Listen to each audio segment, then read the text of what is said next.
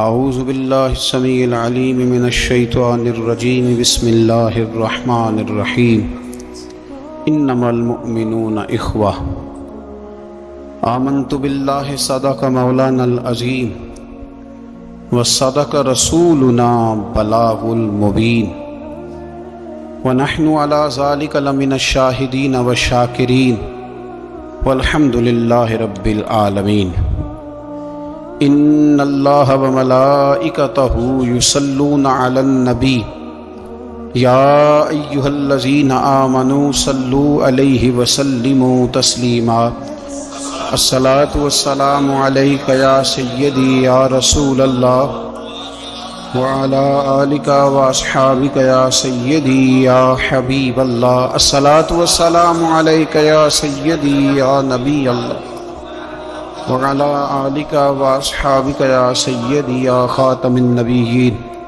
اللهم صل على سيدنا ومولانا محمد معدن الجود والكرم وآله وصحبه وبارك وسلم۔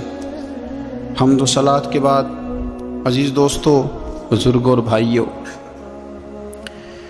زندگی دولت کے انبار کے نیچے نہیں گزر سکتی۔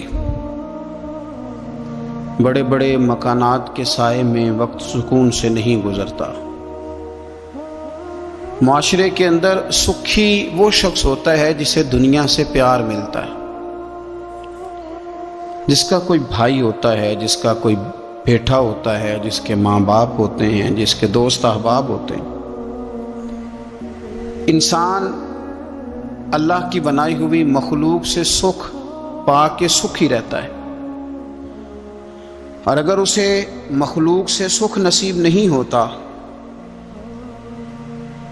کم لوگ ہوتے ہیں جو صوفیاء ہیں، جو بزرگ ہیں، جو مخلوق کے سکھ کی امید نہیں رکھتے، لیکن میں بالعموم بات کر رہا ہوں۔ عوامی سطح پر لوگوں کو ضرورت ہوتی ہے کہ میرا بیٹا میرا فرما بردار ہی ہونا چاہیے۔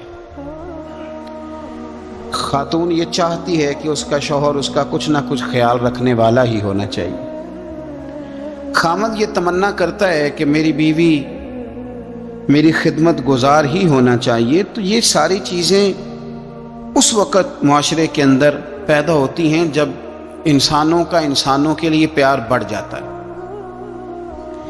جب وہ بہت ساری چیزوں کو درگزر کرنے لگتے ہیں، جب وہ خود محبت کو فروغ دیتے ہیں۔ قرآن مجید فرقان حمید نے ارشاد فرمایا کہ انما المؤمنون اخوہ۔ سورہ حجرات کے اندر اللہ فرماتے ہیں کہ یہ جو مومن ہے نا، یہ آپس میں بھائی بھائی۔ کتنا وسیع قرآن پاک نے اس عنوان کو کر دیا، کتنا زیادہ وسیع کر دیا۔ برادری کی، رنگ کی، قبیلے کی، علاقے کی ساری قید سے نکال کر فرما دیا کہ جس نے جہاں بیٹھ کے بھی نبی پاک علیہ السلام کا کلمہ پڑھا ہے وہ تمہارا بھائی بن گیا، جہاں بیٹھ کے۔ اقبال کہنے لگے بازو تیرا توحید کی قوت سے قوی ہے اور اسلام تیرا دیس ہے، اس لیے کہ تو مصطفی ہے۔ جب لوگ قدورتیں پالنے لگ جاتے ہیں نا، نفرتیں،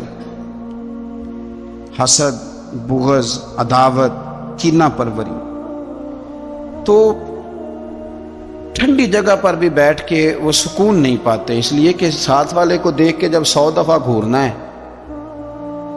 اور جب آنے والے کا وجود برداشت ہی نہیں ہونا، اور جب انسان نے محسوس کرنا ہے کہ یہ بندہ آ گیا تو یہ کرب ہے۔ میرا کبھی کبھی دل کرتا ہے کہ دوستوں سے یہ پوچھوں کہ گرمی کا موسم آ جائے وہ زیادہ تنگ کرتا ہے کہ کوئی مخالف دوست آ کے بیٹھ جائے وہ زیادہ تنگ کرتا ہے؟ زیادہ دعا کیا ہوتی ہے کہ یا اللہ موسم ٹھنڈا کر دے، کہ یا اللہ یہ بندہ چلا جائے؟ میرا خیال یہ ہے کہ بعض لوگوں پر سخت بوجھ بن جاتے ہیں۔ تیزی سے فروغ ہوا ہے عداوت کا، نفرت کا، اور ہماری نفرتوں کی جو وجوہات ہیں ان میں بڑی وجہ یہ ہے کہ یہ بندہ میری طبیعت کا نہیں۔ مجھے صرف وہ بندہ درکار ہے جو میری مزاج کے مطابق چلے، ہاتھ باندھ کے میرے پیچھے چلے۔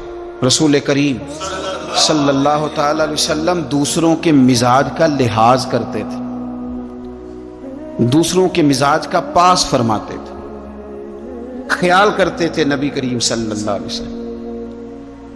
عورت کے جذبات ہوتے ہیں، اس کا ایک اپنا زندگی میں اس کی کچھ خواہشات ہوتی ہیں. آپ کیا اس بات کو معمولی سمجھتے ہیں کہ نبی پاک صلی اللہ علیہ وسلم نماز کے لیے کھڑے ہوں رات کو؟ تو حضور حضرت عائشہ صدیقہ سے فرمائیں کہ اگر تو کہے تو میں نماز پڑھ لوں، اس لیے کہ وقت تیرا ہے. میرے بھائی، کسی کے مزاج کا جب آپ تب بوجھ بننے کی کیا ضرورت ہے؟ آپ سمجھ لیں، مزاج کو سمجھ لیں اور کوشش کریں کہ فروغ محبت ہو، عداوت نہ ہو. یہ جو ہمارے پاس موقع آتے ہیں نا، عید کے اور حج کے، قربانی کے، رمضان کے، یہ سارے موقع دراصل اللہ نے دیے ہیں کہ آپس میں محبتیں تقسیم کرو.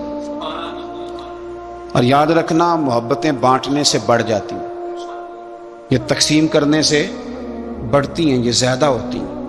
ہم محبت نہیں بانٹتے، ہم مفادات کو دیکھتے ہیں. ہم مفادات کو دیکھتے ہیں. میں نے تو زندگی میں ان لوگوں کو بھی دیکھا ہے کہ کسی آستانے پہ، کسی ادارے میں، کسی مسجد میں، کسی تنظیم میں ان سے کوئی پیار زیادہ ہو گیا تو انہوں نے پھر اپنے وہ مفاد سامنے رکھ کے کسی اور کو وہاں داخل ہونے دیا، ورنہ انہوں نے کسی کو قریب نہیں پٹکنے دیا.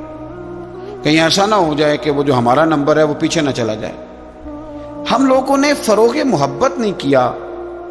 دیکھو رسول کریم صلی اللہ تعالی علیہ وسلم نے حضرت انس بن مالک رضی اللہ تعالیٰ عنہ سے فرمایا، یہ بخاری مسلم کی حدیث ہے، صبح صبح سرکار کی ملاقات ہوئی تو نبی پاک صلی اللہ علیہ وسلم نے فرمایا، اور لفظ بڑے خوبصورت ہیں حدیث کے.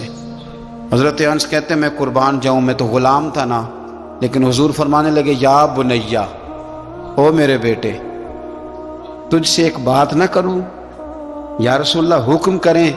تو نبی پاک علیہ السلام فرمانے لگے، انس بیٹا، پتر، اس بات کو یاد رکھنا کہ جب تو سویرے سو کے اٹھے تو سب سے پہلے اپنے دل پہ نظر ڈالنا، دیکھنا تیرے دل میں کسی کا بغض تو نہیں، کسی کی عداوت تو نہیں، اور پھر قربان جائیں. نبی پاک صلی اللہ علیہ وسلم نے یہ نہیں فرمایا کہ تجھے اتنی جزا ملے گی، اتنا ثواب ملے گا، اتنا اجر ملے گا. کیا انداز ہے کریم محبوب کا! تیرے آگے ہیں یوں دبے لچے فصحا عرب کے بڑے بڑے، کوئی جانے منہ میں زبان نہیں بلکہ جسم میں جان نہیں.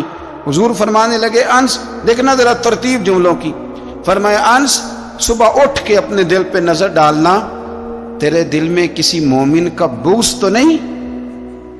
اور ثواب نہیں بیان کیا، بلکہ حضور فرمانے لگے، انس خیال کرنا، بغض تو نہیں.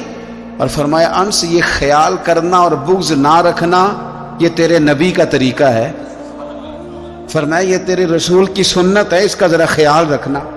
گویا حضور نے فرمایا یہ میری وصیت ہے، میرے اس طریقے کو ذرا جاری. سویرے اٹھ کے موبائل پہ نظر ڈالنا ضروری نہیں. کھاتا ویڈیو دیکھنے کا شکریہ. اگر آپ چینل پر نئے ہیں تو سبسکرائب کر لیں اور ساتھ ہی ساتھ بیل آئیکن پر بھی کلک کر دیں تاکہ یوٹیوب ہماری ہر ویڈیو کا نوٹیفیکیشن سب سے پہلے آپ کو بھیج دے. جزاک اللہ.